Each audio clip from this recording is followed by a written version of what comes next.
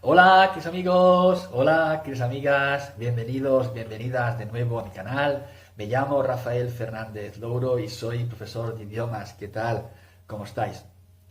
En este vídeo os traigo la lectura del relato titulado El desaparecido, del escritor español Julio Llamazares. Este relato tiene relación con uno de los momentos más trágicos de la historia contemporánea de España, la Guerra Civil. Como en todas las guerras que por desgracia se siguen produciendo, la Guerra Civil Española también dejó heridas en muchas familias. Heridas que con el paso del tiempo son como fantasmas que no se ven, pero que se sienten. Vamos allá, espero que os guste. El desaparecido, un relato de Julio Llamazares. En todas las familias hay un secreto, y la mía no es una excepción. Durante muchos años formó parte de su imaginario y continúa formándola del mío, pese a que nunca conocí a su protagonista. Así son las cosas en este mundo. El secreto de mi familia, al que yo accedí siendo ya un adolescente, tiene que ver con la guerra, como los de muchas otras familias españolas. Pero su particularidad estriba en que no desapareció con ella, quiero decir con su primera generación, sino que la sobrevive, incluso sobre su recuerdo. Y es que acierta a Miguel Suárez, poeta vallesolitano y bohemio, al titular un libro suyo de poemas La perseverancia del desaparecido. Los fantasmas sobreviven a los muertos.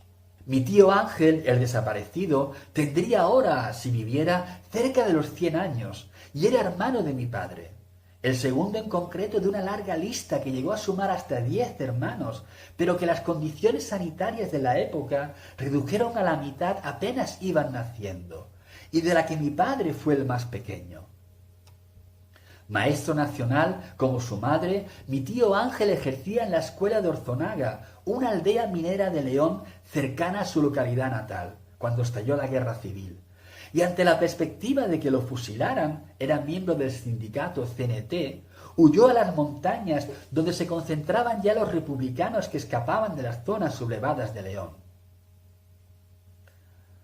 Se dijo que dio clases a los niños de la pequeña aldea de Valverdín, no distante de Orzonaga, pero separadas ambas por el frente. Incluso alguno lo vio en Asturias cuando éste fue retrocediendo.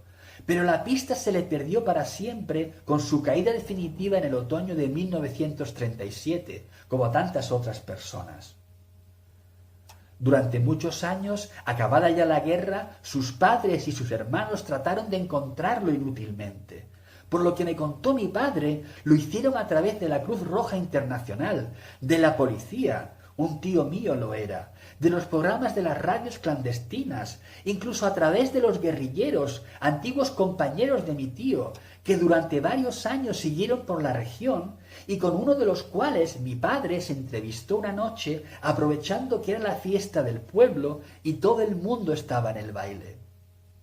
Nadie les pudo dar una pista cierta, y las que les dieron solo sirvieron para aumentar su desasosiego. Alguien dijo, por ejemplo, que una noche, en un programa de radio de una emisora clandestina, de esas que la gente oía a escondidas para que no los vieran, habían leído una carta de un tal Ángel Alonso Díez, maestro de León residente en Rusia, que mandaba recuerdos a sus familiares e incluso algún pariente aseguró que en algún lugar constaba que el susodicho había muerto en el frente de Dima, en Vizcaya, se supone que defendiendo Bilbao. Pero nunca se pudo confirmar ninguno de esos datos. Aparte de que en principio ninguno de ellos parecía muy fiable. El de que estaba en Rusia por la condición de anarquista de mi tío Ángel, y el de que había muerto en el País Vasco, porque se contradecía con los testimonios de las personas que aseguraban haberlo visto por ese tiempo, primero en las montañas de León y más tarde en las de Asturias. El caso es que el tiempo fue transcurriendo sin que sus padres, que murieron esperando su regreso, ni sus hermanos supieran nada de él. Estos también, de hecho, ya han muerto todos y él continúa sin aparecer. Todo esto, sin embargo, yo lo ignoraba completamente cuando niño pasaba los veranos en casa de mis abuelos, al principio con ellos, cuando aún vivía, y luego con mis padres. Entonces yo tenía otros intereses y ni siquiera pregunté nunca quién era el hombre de la foto que presidía el pequeño comedor y que me daba miedo porque me perseguía con la mirada cuando entraba en aquel a la hora de la siesta, aprovechando que los demás dormían. Como quiera que la foto le había sorprendido de reojo, tenía la extraña capacidad de mirarte siempre, te pusieras donde te pusieras, y eso era lo que me daba miedo. Eso y que la gente hablaba de él en voz baja, como si pudiera oírlos cuando se referían a él. Todos bajaban la voz, sobre todo si había niños presentes, lo cual aumentaba aún más el misterio que el hombre de la foto proyectaba en torno a él. Un día, ya no recuerdo cuándo, mi padre me desveló su secreto. Para entonces yo ya no le tenía miedo, pues me había hecho mayor y sabía ya que las fotos no pueden hacerte nada. Y el descubrimiento de su verdadera historia despertó en mí una simpatía que no ha cesado hasta el día de hoy.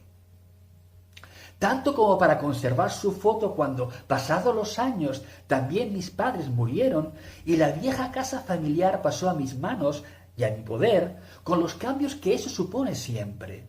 De todo lo que allí había, mucho acabó en la cochera, la antigua cocina de horno donde mi abuela amasaba el pan, o aún peor, en la basura. Pero la foto de mi tío Ángel continúa colgada de una pared junto a mis nuevas fotos y mis recuerdos.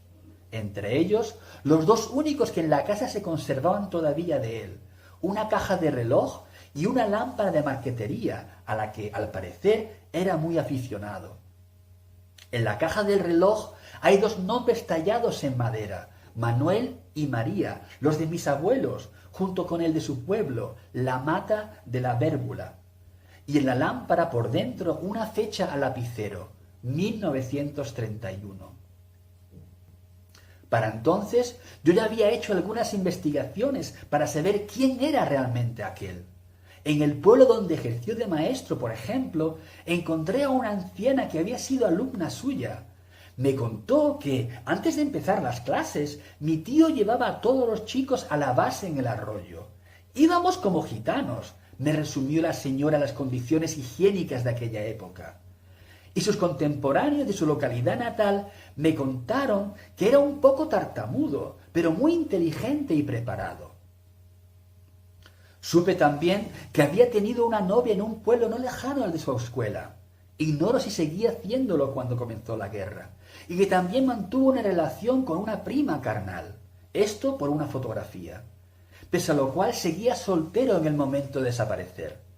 Y también, y esto ya me dolió más, tanto por la historia en sí como porque nadie me lo hubiese contado en su momento, que por su causa la Guardia Civil amenazó y pegó a mis abuelos en más de una ocasión, incluso los obligó a acompañarlos en sus registros, convencida de que aquel seguía vivo y de que ésto sabía dónde estaba.